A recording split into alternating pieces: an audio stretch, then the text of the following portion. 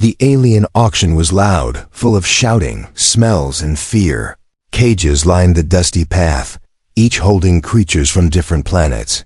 Traders pushed and pulled buyers toward their goods, showing off scars, muscles, obedience tricks. But one cage sat in the corner, quiet and ignored. Inside it was a human boy, around 18, thin, covered in dirt, his eyes calm but tired. No one placed a bid on him.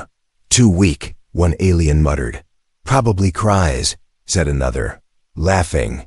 He sat with his arms around his knees, saying nothing. He had been taken from Earth during a raid. Since then, passed from one owner to another, beaten, used, forgotten now.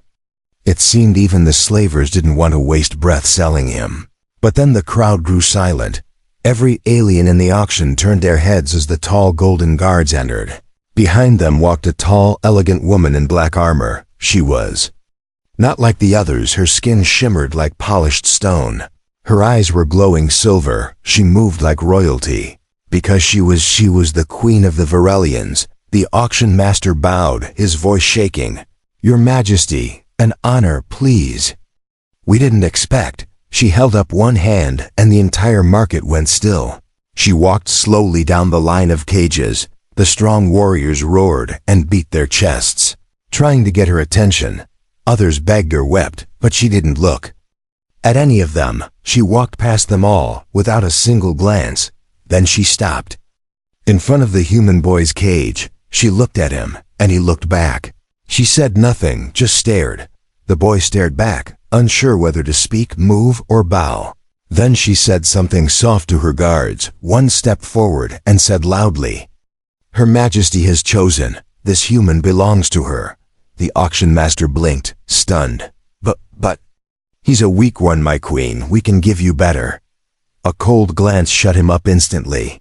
The queen's guards opened the cage. The boy was pulled out gently, no hitting.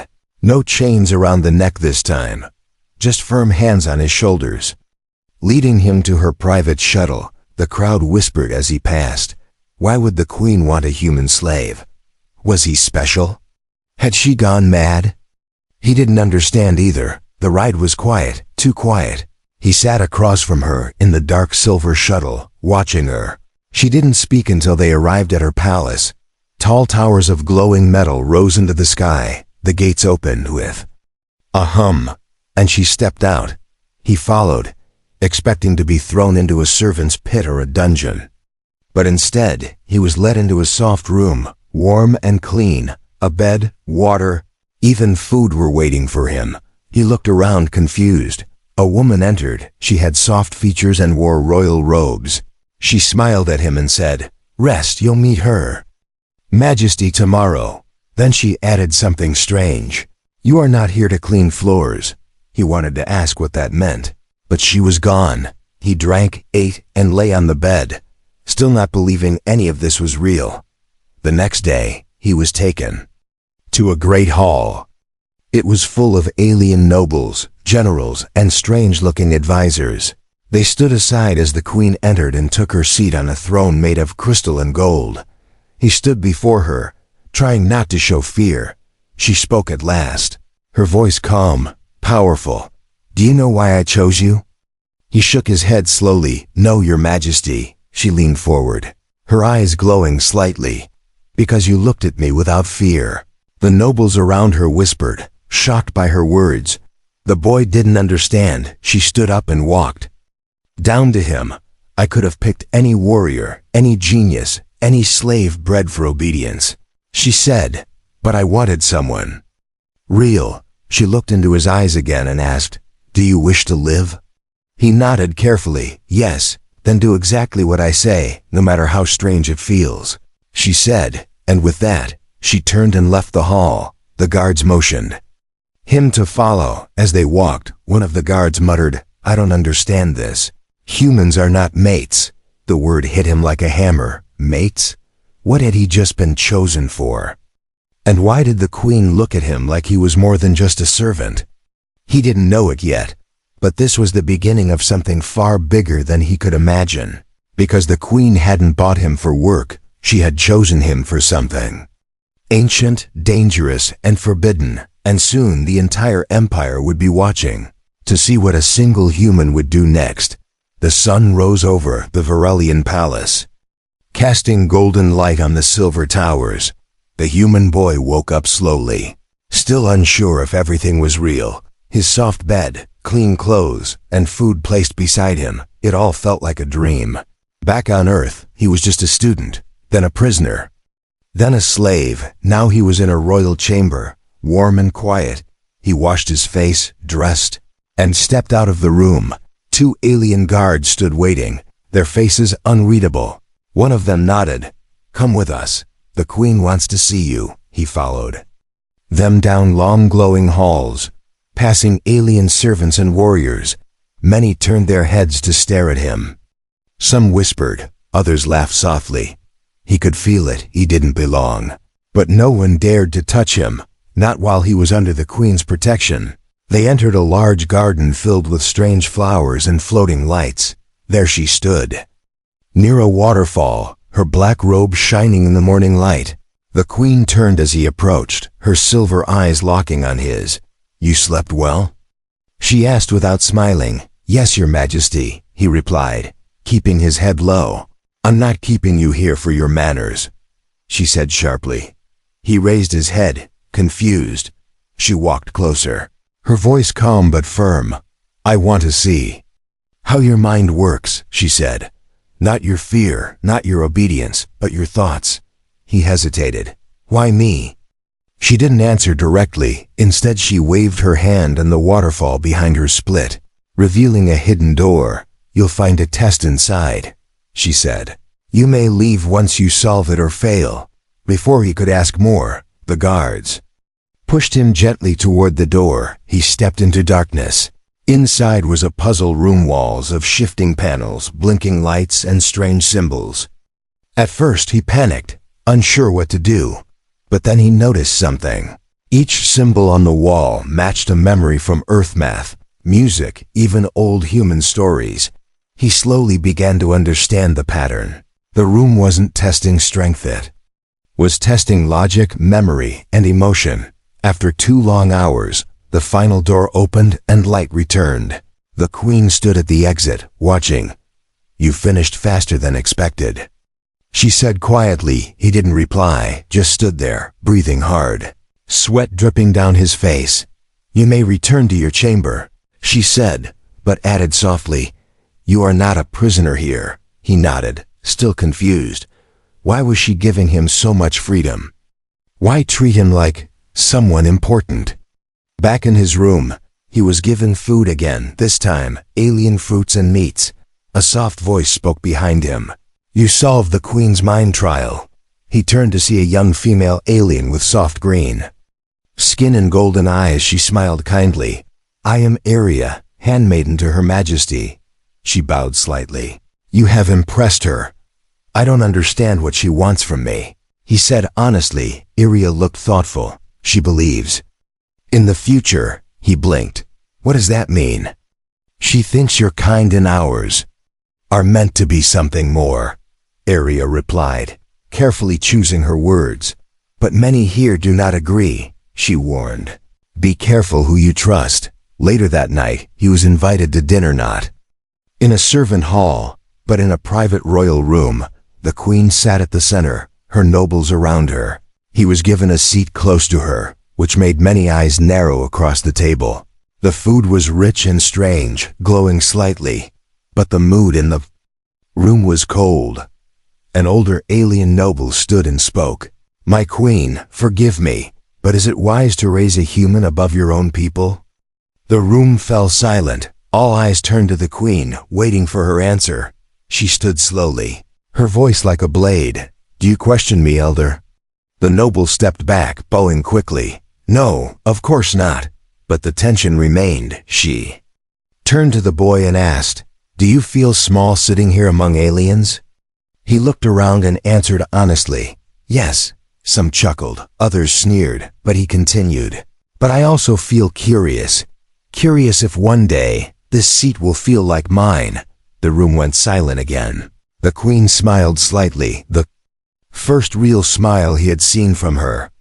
Good answer, she said, and raised her glass. That night, many in the palace began to see the boy differently, not just as a slave or a pet, but as something unexpected, a possibility, a challenge. In the days that followed, he began to learn the alien language, their traditions, their laws, and every day the queen gave him one small task, always a test, always with meaning. He fixed an ancient machine no one could repair. He solved a trade issue between two noble houses with a simple idea from Earth. He saved a servant from punishment by proving her innocence with clever logic. The queen watched it all quietly, saying little, but always watching. One night, she came to his room alone. She stood at the door, looking at him silently. Finally, she spoke. "You're not what I expected." He nodded. "Neither are you." She stepped inside, slowly, and then she said something that changed everything. "You were not bought to serve," she whispered. "You were chosen to stand beside me." He didn't move, didn't breathe. The queen of an empire, choosing him? But before he could ask what that truly meant, she turned and left, her robe trailing behind her like shadows. And in that moment, he knew this was no normal story. He was no longer just a human slave. He was part of something powerful, something dangerous, and soon, the galaxy would feel it. The morning was silent, too silent. The human boy woke up with a strange feeling in his chest. He had grown used to the quiet room, the warm bed, and the strange food. But today, something was different. The guards came early, knocking on his door. With heavy hands, "Get dressed," one of them said. "Her Majesty commands it." He didn't ask why, he just obeyed. Minutes later, he was walking through the cold silver hallways, guided by two silent warriors. They led him to the queen's private garden, a large space filled with glowing plants, waterfalls, and strange statues. At the center stood the queen, tall and powerful. She was wearing her battle armor, black with sharp golden edges. Beside her stood 5 nobles and 2 generals, all watching him with cold eyes. "What's going on?" he asked, trying to keep his voice steady. The queen stepped forward, her voice calm but strong. "Today you face your first trial," she said. "What kind of trial?" he asked. She looked at the generals, then back at him. "One that will show the court if you're truly worthy of standing beside me." He looked around, confused and nervous. "Come," she said, walking toward a gate covered in vines. The guards pulled the gate open, revealing a stone path leading into thick jungle. "This forest," she explained, "was once used to train Varelian princes. It is filled with traps, tests, and one creature," she added. "A creature we left behind on purpose." His heart dropped. "You want me to fight it?" he asked. "No," she said. "I want to see if you can survive it. If you die, you were never meant to be more than a slave," she said coldly. "If you live, then perhaps you're something else." He stood frozen for a second, but then he took a deep breath and stepped inside the jungle. The moment he passed through the vines, everything changed. The air was hot and heavy, filled with strange smells. The light dimmed as tall plants blocked the sun. He heard the growls of unknown beasts and the hiss of moving branches. He walked carefully, trying not to make noise. Suddenly, a spike shot from the ground, nearly hitting his foot. He jumped back, breathing hard. "This is insane," he whispered, but kept moving. He had to survive, not just for himself, but because now people were watching, not just aliens, but the queen herself. She had chosen him, and he didn't want to fail her. Hours passed, or maybe it just felt that way. He crossed over a broken bridge, climbed a tree to avoid a giant worm, and almost fell into a pit full of glowing webs. Then he heard it, a low growl, deep and dangerous. He turned slowly and saw it, a massive beast with 4 legs, sharp claws, and a body that shimmered like oil. Its eyes glowed red, and its mouth dripped with poison. It didn't charge, not yet. It circled him, sniffing the air. Watching him carefully, he knew he couldn't fight it head on. He had no weapons, no armor, just his mind. He looked around and saw something thick, Vines, sharp rocks, and a broken tree trunk. Quickly, he set a trap, tying the vines between two stones and placing leaves over them. Then, he ran toward the tree, pretending to stumble and fall. The beast growled and charged, taking the bait. Its heavy foot hit the hidden vine, and it tripped. Smashing into the trunk, dazed, it tried to get up, but he threw dirt into its eyes and ran. He didn't stop until he saw the exit gate, covered in gold leaves. He pushed through and fell to his knees, gasping for air. The queen stood there, waiting. The nobles looked shocked. He survived, one of them whispered.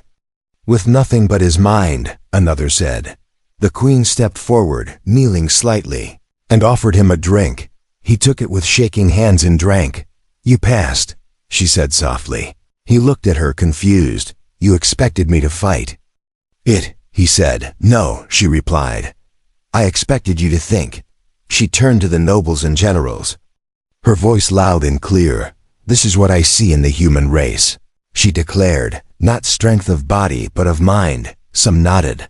Others looked away, but none could argue. That night, he was taken back to his room. A new robe was placed on. His bed blue and silver, marked with a royal symbol. He touched it carefully. Knowing this meant something, he was no longer just a guest. He was someone being prepared for a new role. Later, Iria came to see him, her eyes wide with wonder. You came back, she whispered. No one expected it. I didn't fight it. He said quietly. I tricked it. That's why you returned, she said with a smile. But others are not happy, she warned. They think you are changing things too fast. He nodded slowly. Maybe I am. He looked out the window. Across the alien city, he didn't know what tomorrow would bring. But one thing was clear. He had survived the first trial, and more eyes were now watching him, not just as a slave, not just as the queen's strange pet, but as a human who had entered their world and refused to break.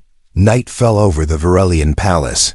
The stars above shined brighter than any human city light. But inside the palace, shadows moved quietly.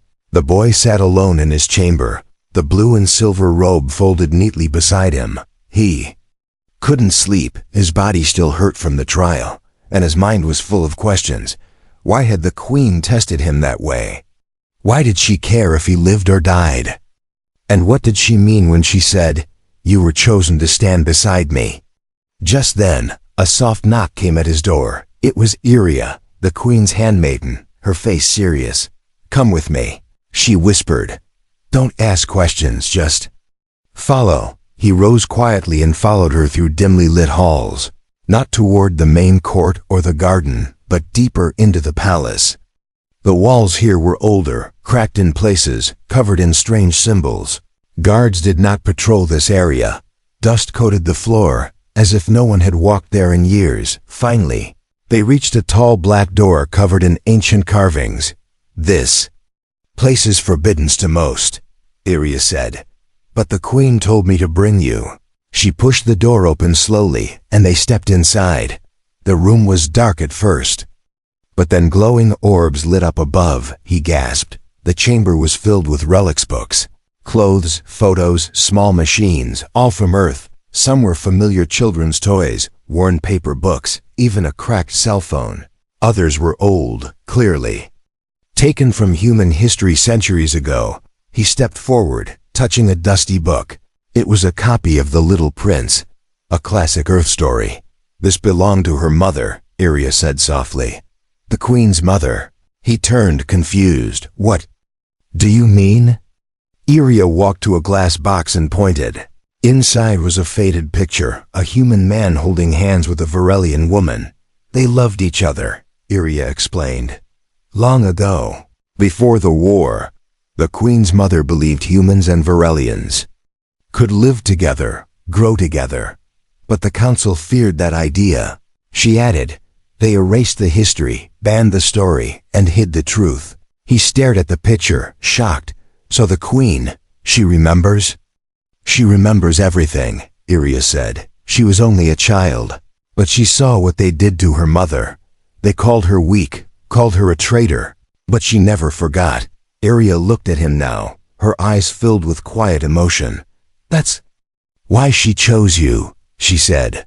"Not for your strength or your blood, but because you looked at her the same way her mother was looked at, without fear, without hate." He sat on a bench, his hands shaking slightly. "This is bigger than me," he whispered. "Yes," Iria nodded. "Much bigger. But now you're part of it." Suddenly, the door opened behind them. The queen stepped inside, her robe flowing behind her. "You've seen it," she said calmly, walking toward the photo. He stood up quickly. Unsure if he was in trouble, she looked at the picture of her parents, her fingers brushing the glass gently. "They wanted to wipe her from history," she said, "but I kept her story alive here." She turned to him, her silver eyes sharp and clear. "And now, I want to finish what she started." He swallowed hard. "You mean peace between our species?"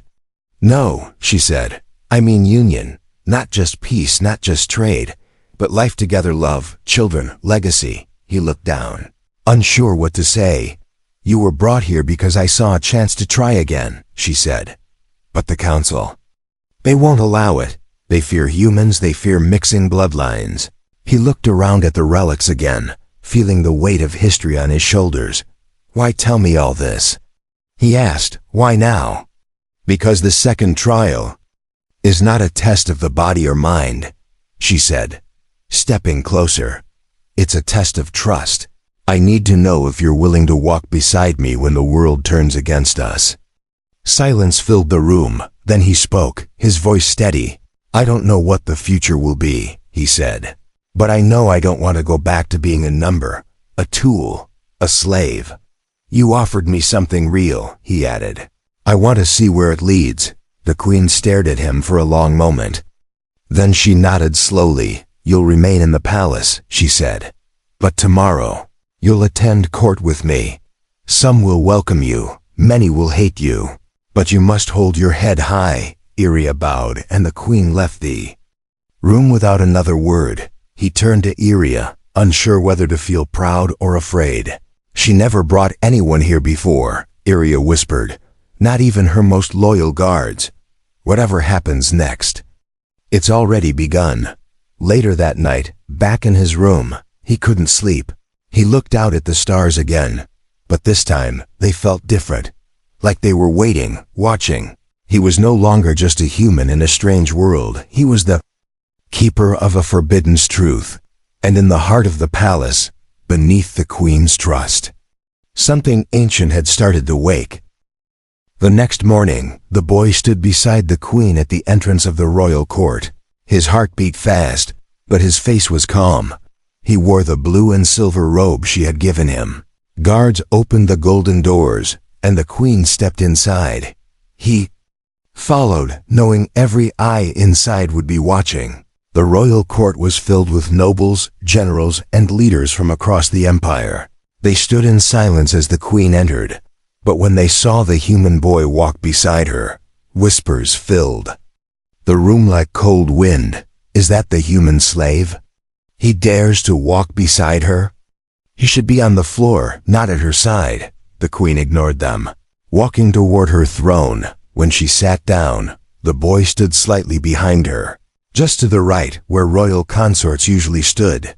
The silence stretched, heavy and sharp. Then one of the oldest nobles stepped forward, his eyes hard like stone. "Your Majesty," he said, bowing low, "we respect your rule, but this creature does not belong here." A few nodded, others remained still. The queen's voice was calm. "He passed the trials. He has earned his place." The noble raised his voice. "He is not one of us. He is weak, he is human, and he's a threat to our bloodlines." The boy felt eyes burning into him from all directions. But he stood straight, silent, just like she taught him. The queen stood, her silver eyes glowing. "Let me remind the court," she said, "that I am queen by right and by strength, and no law says I cannot choose who stands beside me." The noble said nothing, but his jaw tightened. Later that day, as they walked back through the palace halls, the queen spoke without turning. "You were brave," she said, They tried to scare you, he nodded. I wanted to speak, but I didn't. Want to bring shame to you. She stopped walking and faced him. You do not bring me shame, she said softly. You bring me hope. That night, the palace was quiet again. But shadows moved where they shouldn't. In a dark hallway, two masked warriors moved silently. With knives in hand, they reached the boy's chamber, opened the door slowly, but he wasn't alone. The queen stood there beside him, speaking softly about the history of Aurelia. When the door creaked, she turned at once. The attackers rushed forward, blades raised, but she moved like lightning. With a flick of her hand, she summoned her energy spear and blocked both blades. The boy ducked as she fought the attackers fast. Skilled and merciless, one fell quickly, the other tried to run. But the queen threw her spear, and the weapon pierced the assassin through the back. Guards rushed in seconds later, too late to help. The queen stood over the bodies, breathing hard. The boy slowly stood, shaken. You saved me, he said, his voice quiet. She turned, her voice low. They were not after you, he blinked. Then who? She looked him in the eyes. Me. Word of the attack spread fast. Many believed rebels inside the court had sent them. Others believed it was the council, trying to send her a message. The next morning, guards were doubled, and no one was allowed near the queen without her personal approval. But fear grew inside the palace. Some servants whispered that the queen had gone mad. Others believed she was too distracted by the human boy. She called a private meeting with her closest allies. He stood beside her as always, now wearing a symbol. On his chest, a mark of royal favor. This will not stop, said one general. As long as he lives, they will keep attacking. He is just one boy, said a noblewoman. Why risk everything for him? The queen's voice was clear. Because he is not just one boy. He is the first step to something new. He is the proof that we can become more than we are. She looked at the boy, and he met her gaze. That night she sat with him. In her private chamber, no armor, no crown, just her and him. Do you regret staying? She asked quietly. He shook his head. No, I never felt like I belonged anywhere, he said. But here, with you, I feel like I matter. She smiled softly, something she rarely did. But this path will be dangerous, she warned. And you are already being hunted. I know, he said. But I won't run. She stood and walked to the window, looking out at the stars. When I was a child, she said, my mother told me that love is not weakness, but the court taught me otherwise. I stopped believing in dreams, until I saw you in that cage. He walked beside her, the stars shining on both their faces. They still want to take me away from you, he whispered. They'll try. She replied, but let them come. I am not afraid. The wind moved gently through the open window. In that quiet moment, something unspoken passed between them. Not just duty, not just power, but something deeper and outside, far beyond. The palace walls, enemies prepared for their next move. But they didn't know one thing. This human boy was no longer alone. And the queen was ready to burn the world before letting him go. Days passed, but the memory of the attack never faded. The boy was no longer just a guest in the palace. He was now a symbol of change. Some looked at him with hope, others with hate, but no one ignored him anymore. The queen gave him a title, Advisor of the Bridge, a name that confused many. But slowly, people began to understand. He was not her toy, not her slave. He was the bridge between two worlds, human and alien. Every day, he walked beside the queen through the halls of power. He listened, he asked questions, and he learned. He began to understand Varelian law, history, and politics. But more importantly, he began to teach. One morning, he stood before the council to speak for the first time. The room was silent, filled with tension. He looked at the faces of powerful aliens, all waiting for him to fail. He took a deep breath and said, your systems are strong, but your people are afraid. Afraid of change, afraid of each other, afraid of losing control. A noble interrupted. And what would a human know about our people? He didn't get angry, he just smiled. Maybe nothing, he said. But fear sounds the same in every language. Some shifted in their seats. Others stared in silence. He continued, I come from a world that broke itself with war, but I've seen what can happen when enemies become allies. When a queen protects a human boy, even when her world tells her not to.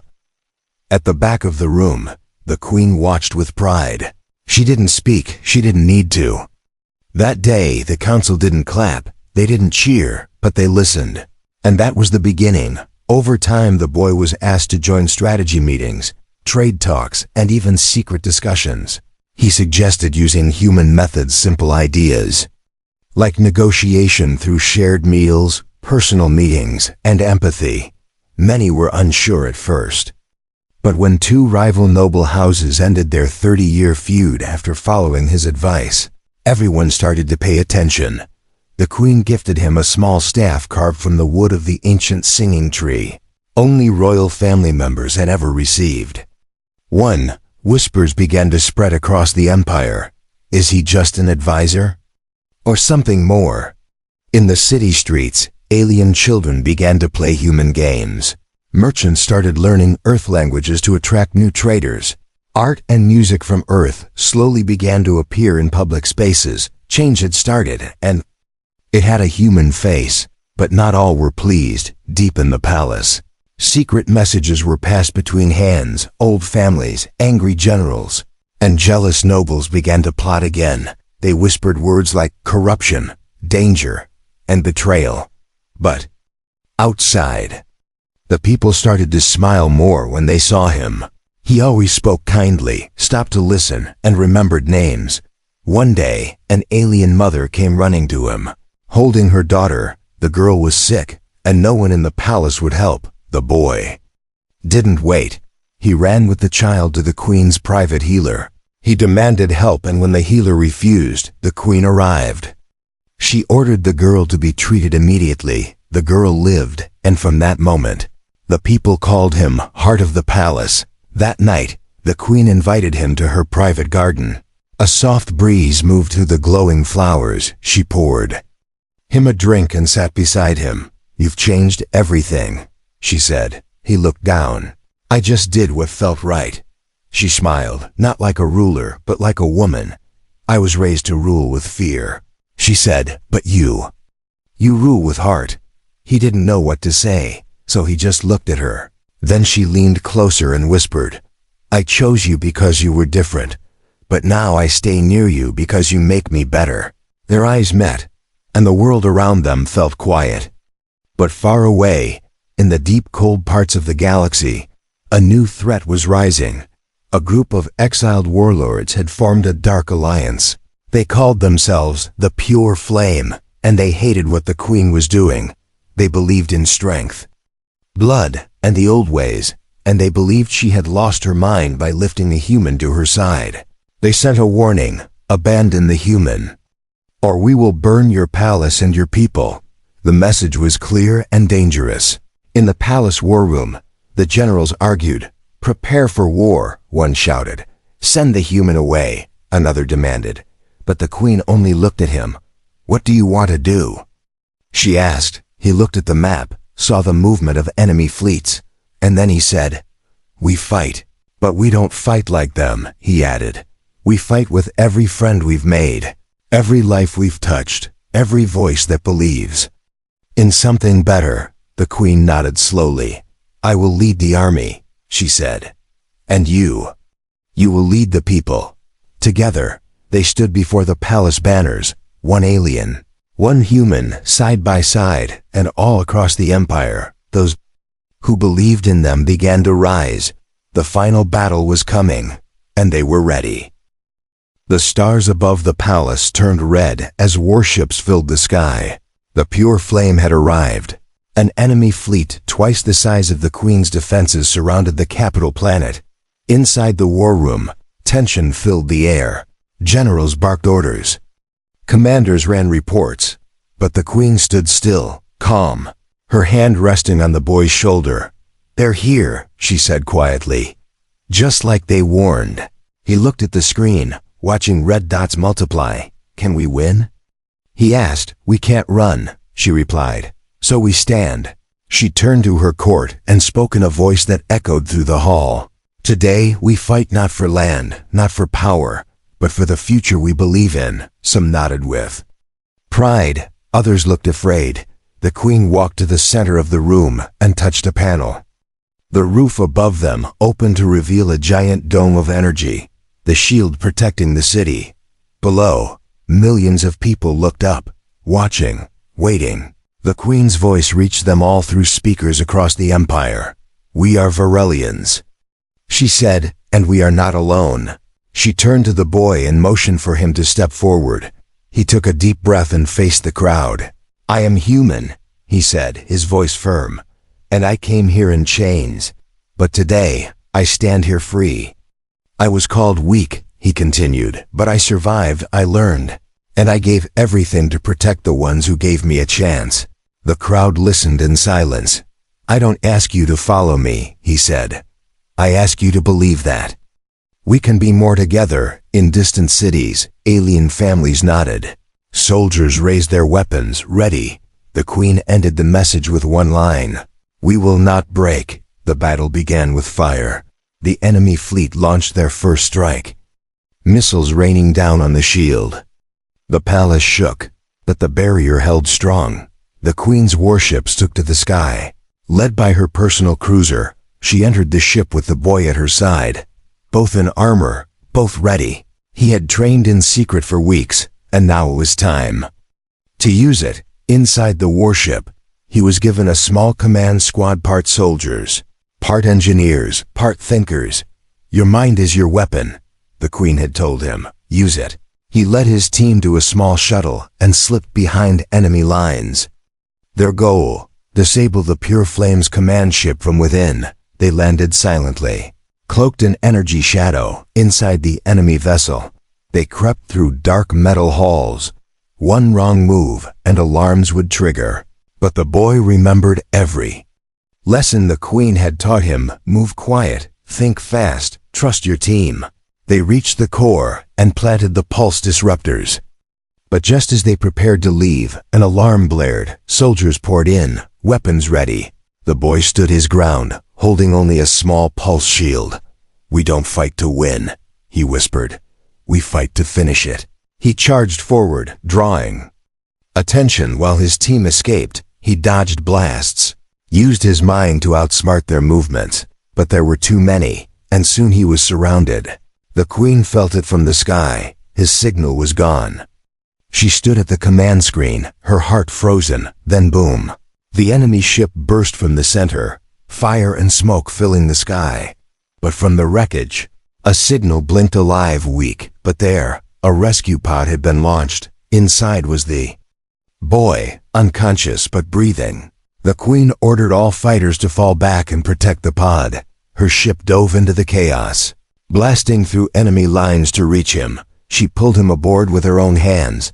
When he opened his eyes, the first thing he saw was her face. You came for me, he whispered. Always, she replied. Together, they watched as the rest of the fleet took advantage of the confusion. Without their command ship, the Pure Flame forces panicked. Some fled, others surrendered. Victory belonged to the queen and to the human who stood beside her. The battle was over, but the real change was just beginning. Days later, in the royal court, the queen stood before the people. Beside her stood the boy, dressed in formal robes, no longer marked by chains or shame. She raised her hand and silence fell. Today, I name him not just advisor, she said, but partner. He is to be known as the Bridgeburn, the first of his kind chosen. Respected and equal, the court stood in silence. Then one by one, they bowed. Even the oldest noble lowered his head. In the following months, new laws were written. Trade opened between Varelia and surviving human colonies. Mixed schools were created, new cities born. Art, music, and love began to grow between species once at war. One evening, the queen and the boy walked through the garden where they had first spoken. He looked up at the stars. Now peaceful. We did it. He whispered. "No," she said, smiling. "We started it," and in her arms, she held a child small, with soft brown skin and glowing silver eyes. The child reached out and grabbed his father's hand. A future born not from power, not from fear, but from trust, from unity, from love.